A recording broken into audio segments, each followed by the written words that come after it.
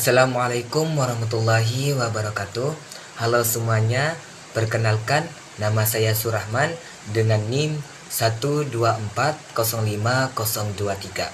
Saya sedang menempuh pendidikan di salah satu perguruan tinggi negeri Islam terbesar di Kalimantan Barat, yaitu Institut Agama Islam Negeri Pontianak. Saya dari program studi Komunikasi dan Penyiaran Islam Fakultas Usuluddin Adab dan Dakwah semester 1. Pada tugas kali ini, saya akan menceritakan sejarah perkembangan bahasa Indonesia di negara kita ini, yaitu negara Indonesia. Bahasa Indonesia berasal dari bahasa Melayu yang sejak abad ke-7 telah digunakan sebagai bahasa perantara di Nusantara, terutama untuk perdagangan. Bahasa Melayu dipakai secara luas di wilayah Asia Tenggara. Salah satunya yaitu negara Indonesia, Malaysia, dan Brunei Darussalam. Pada masa penjajahan Belanda, bahasa Melayu tetap digunakan, terutama oleh kalangan rakyat. Sedangkan bahasa Belanda digunakan di kalangan pemerintahan kolonial. Bahasa Melayu sendiri memiliki peran penting dalam komunikasi sehari-hari dan pendidikan di kalangan masyarakat.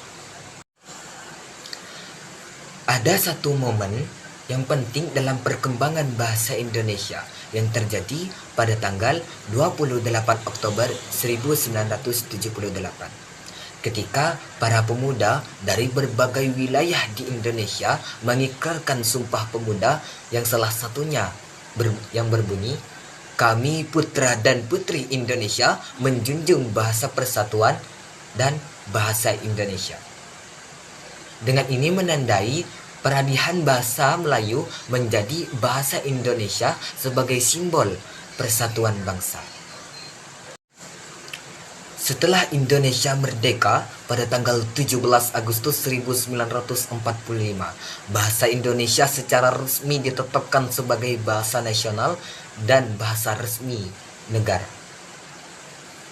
Bahasa ini digunakan dalam berbagai aspek kehidupan seperti pemerintahan, pendidikan, media massa, dan komunikasi antara warga dan negara. Setelah merdeka, pemerintahan Indonesia terus-menerus mengembangkan bahasa Indonesia melalui pembentukan aturan tata bahasa, kamus, dan istilah baru. Badan Pengembangan dan Pembinaan Bahasa didirikan untuk mengawasi perkembangan dan pelestarian bahasa ini. Bahasa Indonesia saat ini menjadi alat komunikasi yang berhubungan lebih dari 270 juta penduduk yang memiliki beragam bahasa daerah. Meskipun berasal dari bahasa Melayu, bahasa Indonesia telah berkembang dengan menyerap banyak kosakata dari bahasa-bahasa daerah, baik bahasa Arab, Sanskerta, Portugis, Belanda, dan bahasa Inggris.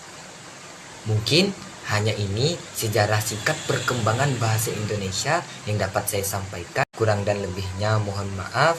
Wabillahi taufiq wal hidayah. Assalamualaikum warahmatullahi wabarakatuh.